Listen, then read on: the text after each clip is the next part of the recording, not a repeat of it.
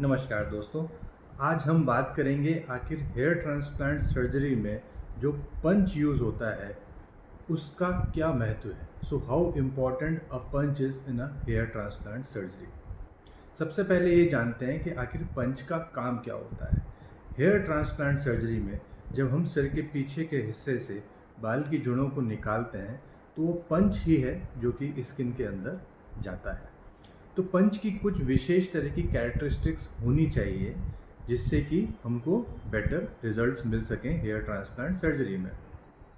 सबसे पहले इसमें आता है कि हेयर ट्रांसप्लांट में जो पंच यूज़ होते हैं उनकी शार्पनेस। शार्प और ब्लंट पंच दो तरह के पंचेज यूज़ होते हैं, लेकिन जो हेयर ट्रांसप्लांट सर्जन का जिसमें एक्सपर्टीज़ होता है वो उस तरीके से करते हैं। शार्प पंचेस जो होते हैं वो थोड़े से डिफ़िकल्ट टू हैंडल होते हैं क्योंकि उनकी स्पीड बहुत, जब मोटर की स्पीड फास्ट होती है तो वो बहुत शार्पली स्किन को कट करके अंदर जाते हैं। तो ये हेयर ट्रांसप्लांट सर्जन पर डिपेंड करता है कि वो कितनी ब्यूटीफुली उसको हैंडल कर सकते हैं।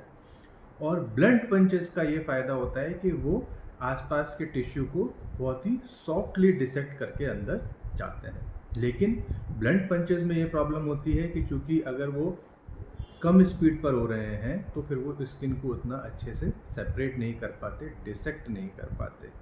तो शार्प पंचेस या ब्लंट पंचेस दोनों ही अच्छे हैं, लेकिन कौन सा बेस्ट है ये हेयर ट्रांसप्लांट सर्जन के एक्सपर्टीज़ पर डिपेंड करता है कि वो कौन सा पंच से लगातार अब उनका अनुभव है और किस पंच से वो अपने लगातार हेयर ट्रांसप्लांट सर्जरीज करते आ रहे हैं। हेयर ट्रांसप्लांट में जो पंचेज होते हैं वो अलग अलग साइजेस में आते हैं, जैसे कि 0.6, 0.7, 0.8, 0.9 उनका जो बोर का डायमीटर होता है, और जो लेंथ होती है वो 3 mm, 3.5 mm या 4 mm तक जाती है। तो यूजुअली जब सिर के पीछे के हिस्से से बाल की जड़ों को निकाला जाता है तो उसमें 0.9 mm या 0.8 mm बोर डेप्थ यूज़ की जाती है, जिसकी की लेंथ 4 mm के आसपास होती है।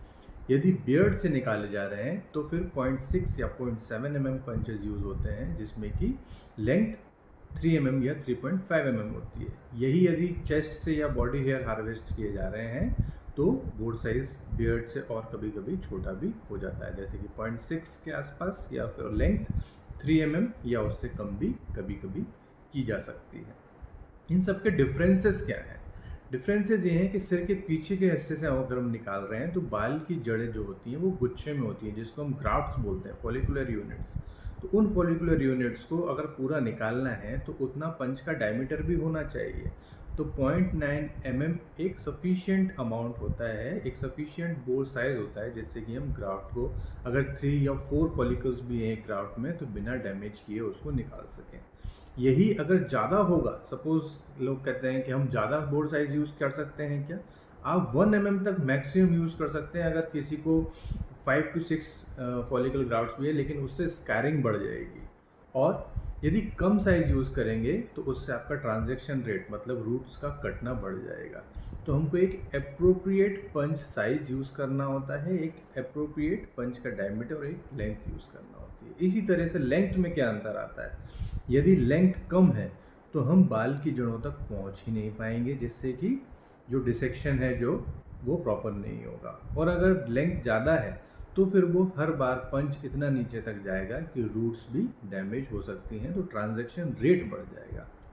तो आपकी हेयर ट्रांसप्लांट सर्जन प्रॉपरली देख कर कि आपकी रूट्स कैसे हैं, आपका जो हेयर शाफ्ट है उसका डायमीटर कितना है, ये चीज़ें सारी ट्राइकोस्कोपी जो कंप्यूटराइज्ड हेयर एनालिसिस होता है उस पर समझ में आता है कि आखिर आपकी जो डोनर एरिया के बाल हैं वो कितने मोटे हैं, उनकी थिकनेस कितनी है, कितना कैलिबर है।